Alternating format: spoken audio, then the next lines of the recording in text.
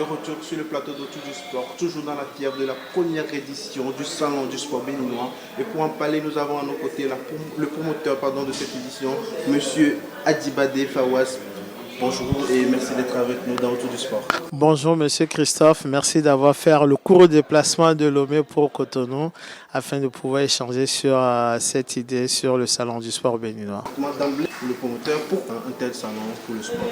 Alors depuis 2016, le Bénin a connu un développement fulgurant en matière de sport, que ce soit dans les investissements, c'est-à-dire la construction des 22 stades, la professionnalisation de certains championnats, le développement aussi du sport à la base et aussi le fait de mettre un accent sur tout ce qui est formation. Donc prenons tous ces axes-là qui ont été mis en place par le gouvernement en place de Patrice Talon, nous avons décidé de mettre en place un salon et ce salon, autour de ce salon, nous avons eu l'idée d'échanger sur plusieurs thématiques qui nous permettront d'avoir un ensemble de synergies qui pourront contribuer au développement du sport béninois. Exactement, nous étions au cœur de ces panels, vous avez parlé d'e-sport, vous avez parlé de beaucoup de choses. Prioritairement, quels sont les enjeux auxquels vous êtes confrontés actuellement? Alors, l'un des enjeux auxquels le sport béninois est confronté, c'est surtout la communication et le marketing. Le sport aujourd'hui est un produit. Que tu aies un championnat, que tu aies un club, tu dois pouvoir le marketer, c'est-à-dire vendre des produits dérivés, communiquer autour de ton club ou de ta fédération afin de pouvoir attirer des partenaires. Donc, la communication, le marketing vont de pair. Et en plus de ça, il faut que tu ajoutes aussi, que tu fasses appel aux journalistes, que ces journalistes puissent parler de ton club afin de pouvoir avoir une plus grande visibilité et d'aller chercher les partenaires. Donc aujourd'hui, le sport béninois, le sport béninois, au-delà de ce que le gouvernement en place fait, on a besoin d'aller chercher des ressources afin de pouvoir le développer. Exactement, et le thème en dit beaucoup, marketing, communication et journalisme. Quelle synergie pour le développement du sport béninois? Alors, promoteur, quelle synergie finalement? Alors, la synergie qu'on a trouvée, c'est que tous ces trois pans du sport vont ensemble. Communiquer, marketer et journaliser. Ces trois pans vont ensemble. C'est que ces trois pans, on doit mettre en place un plan stratégique qui permettront que ces trois pans, ça peut partir de la formation. Lorsque je parle de la formation, c'est-à-dire c'est former les communicateurs en matière de sport, c'est de former aussi les différents responsables de fédération, les différents responsables d'associations sportives, afin qu'ils puissent savoir comment nous devons rédiger un dossier de sponsoring pour aller chercher des sponsors. Aujourd'hui, la TDS est déjà là.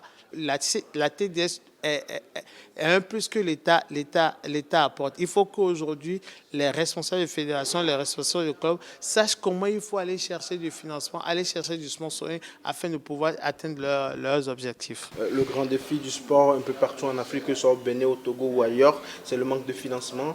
On a vu des paroles, des paroles sous forme de plaidoyer. Vous, au niveau de votre sport, ou particulièrement au niveau de votre atelier, comment vous avez pensé à prendre ce problème vraiment en termes de financement? Oui, vous avez besoin de sponsors, mais comment vous arrivez à gérer tout ça pour que tous les sports soient vraiment indépendants? Okay.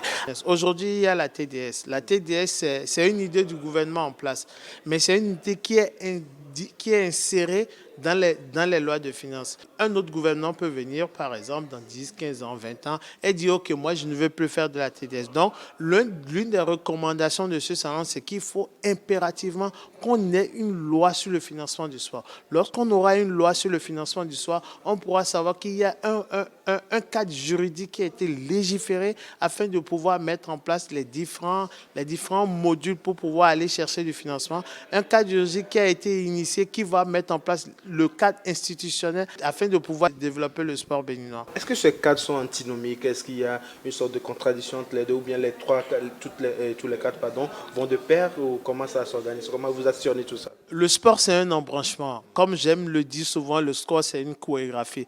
Lorsque vous prenez le foot, si le défenseur il rate sa passe, on est peut-être mort. Donc, il faut qu'il fasse une passe au milieu relayeur, qu'il fait une passe au milieu offensif afin d'aller marquer un but. Donc, tous ces pans du sport béninois sont reliés, que ce soit le cadre institutionnel, que ce soit le cadre juridique, que ce soit les cadres législatifs, le financement, le marketing. Tout ça sont liés et il faut que nous ayons une bonne synergie afin de pouvoir atteindre nos objectifs et de pouvoir aussi répondre aux attentes du chef de l'État. Exactement. Les participants se sont vus gratifiés de diplômes d'attestation. Quelles sont les perspectives pour eux? Alors, les perspectives aujourd'hui, c'est que nous souhaitons que le Salon du sport béninois devienne un événement incontournable chaque année dans le système sportif. Nous allons prendre des engagements, nous avons pris des engagements que chaque année, nous essaierons d'organiser le Salon du sport béninois le premier jeudi du mois d'avril, afin qu'aujourd'hui, que ça soit un rendez-vous où nous pourrons recevoir des experts, venir échanger avec nous afin de mettre en place des conditions et de pouvoir aussi penser au développement du sport béninois, que ce soit sur le plan national que sur le plan international. J'entrevois peut-être, j'enfonce encore une porte peut-être déjà ouverte. Et promoteur, dites-nous, au-delà du Bénin, ou même vous qui siégez ici et au-delà, comment vous trouvez le sport aussi aujourd'hui au Bénin? Le sport aujourd'hui, comme je le dis, en 9 ans ou en 6 ans, nous avons connu un développement fulgurant. Et sans prise de position, sans prise de parti, je tiens énormément à féliciter, à remercier le chef de l'État qui a aujourd'hui décidé de faire du sport, comme on le dit souvent en sciences politiques, du soft power. Que le sport doit être au même niveau que la culture. Il y a des pays, quand vous payez la Jamaïque, s'il n'y avait pas eu Usain Bolt, je pense que la Jamaïque ne sera pas connue du monde entier. Donc aujourd'hui, le sport, on doit faire du sport power. Le Bénin doit être une nation de développement sportif. Le Bénin doit être une nation de sport et le Bénin doit aussi être connu à travers son sport. Alors pour finir, avant d'en venir à vous, pour finir avec ce salon, vous êtes forcément porteur d'un message envers les sponsors, aux organisateurs, tout. C'est le moment d'abord de remercier tous les sponsors qui nous ont accompagnés sur ce salon-là. Et c'est aussi le moment de remercier très particulièrement le ministre des Sports et son cabinet qui n'ont ménagé aucun effort pour pouvoir nous soutenir cette initiative. Les présidents de fédération, que ce soit le Conseil national olympique, à travers son secrétaire général qui a été présent pendant tous les 2 jours. Et aussi c'est le moment de remercier les différents panélistes qui ont accepté de venir nous accompagner sur cette première édition-là. D'accord, alors parfait. On va aller de l'autre côté de l'antichambre de ce que vous faites. Vous êtes là calé dans le sport. On sait, on l'avait dit en off, vous êtes un inconditionnel de l'Olympique de Lyon. Ouais, donc, tout à fait. Exactement, vous êtes dans les arcanes de ce sport, notamment dans les droits télé. Comment se porte tout ça aujourd'hui? Alors aujourd'hui, je peux dire que le sport est accessible. Le sport est accessible. Au niveau de l'Afrique, il faut qu'on trouve un modèle qui nous permettra de rendre le sport plus accessible. Donc, on a un travail à faire par rapport aux droits TV pour améliorer l'accessibilité du sport. Aujourd'hui, quand vous prenez la Ligue 1 aujourd'hui, pour pouvoir suivre la Ligue 1, il faut avoir 2 abonnements. Il faut avoir, sans publicité aucune, il faut avoir 2 abonnements. Donc aujourd'hui, il faut que le sport, comme vous le faites si bien aujourd'hui avec New World TV, nous avons la possibilité de suivre l'Euro, la CAN, le Mondial, la Champions League. Donc il faut qu'on arrive à avoir, je tiens vraiment à vous féliciter pour le travail que vous abattez. C'est pas facile d'aller acquérir des droits TV. C'est pas facile d'aller acquérir, c'est pas facile de les redistribuer. Donc je tiens vraiment à vous féliciter. Et il faut continuer par travailler afin de pouvoir permettre au public africain d'avoir accès au sport sur un seul channel, sur un seul bouquet. D'accord, justement, vous êtes dans le domaine, vous êtes expert, je ne vous apprends rien. Le football, le sport particulièrement, c'est la formation à la base également. Mais on a l'impression qu'en Afrique, il n'y a pas assez de formation, ce qui fait qu'on n'est pas assez évolué et dans les grandes compétitions, ça se remarque tout de suite. Vous, peut-être à la tête d'une fédération, que ferez-vous? Alors, on va éviter de faire les amalgames. Moi, je ne souhaite pas aller à la tête d'une fédération. Comme je le dis partout où je passe, je fais toujours du développement à la base. Aujourd'hui, le gouvernement a mis en place énormément de projets sportifs. Quand vous prenez le projet des classes sportives, dans une semaine ou dans 2 semaines, l'équipe U17 féminine va participer à un match. L'équipe U17 féminine a 2 matchs d'une qualification historique à une Coupe du Monde. Et la plupart des joueuses de cette équipe U17 sont des joueuses qui sont issus du championnat scolaire béninois. Donc aujourd'hui, il n'y a pas de génération spontanée. On ne se lève pas du jour au lendemain pour devenir sportif. La plupart, quand vous prenez les joueurs, la plupart sont passés par un centre de formation.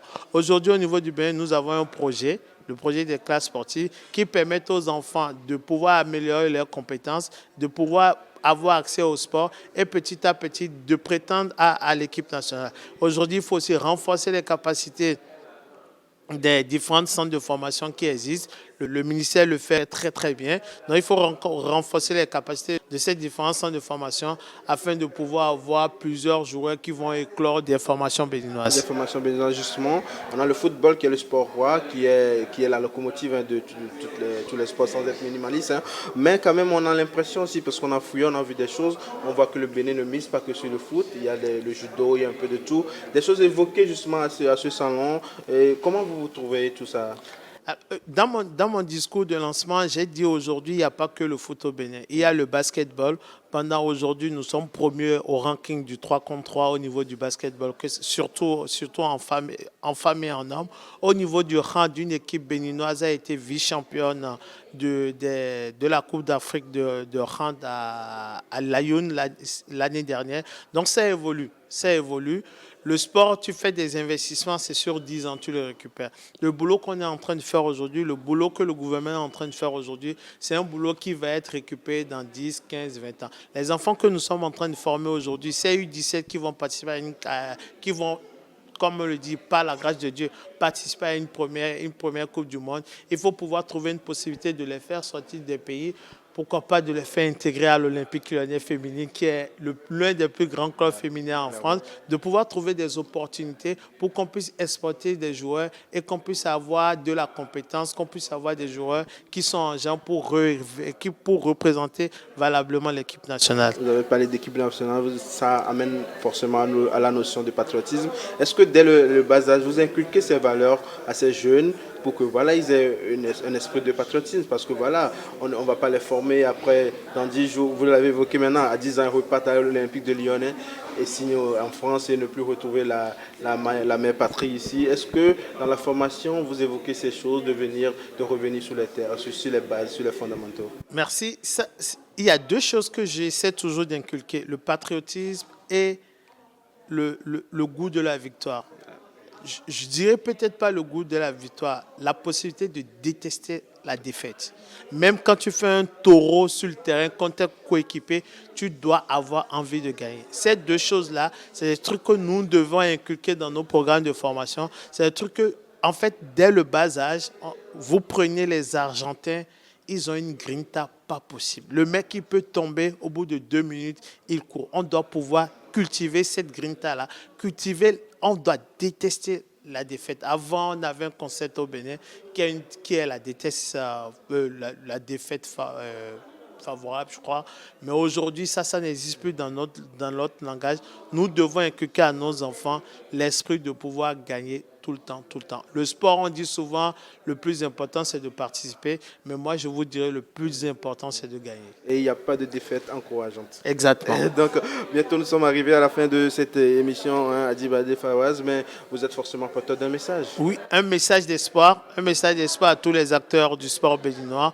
Aujourd'hui, nous sommes sur une lancée qui a été insufflée par le président de la République, qui est accompagné par le ministre des Sports. Il faut que nous croyions en cette idéologie, en cette vision du chef de l'État, afin de pouvoir révéler aussi le sport béninois sur le plan international. On le rappelle, Adibadé Fawaz, vous êtes le promoteur du sport béninois de ce premier salon. Merci d'être avec nous sur Niwa d'Info. Merci à vous, merci à New World. Voilà qui met un terme à cette édition. Merci de nous avoir suivis. Rendez-vous la semaine prochaine pour un nouveau numéro d'Autour du Sport. I love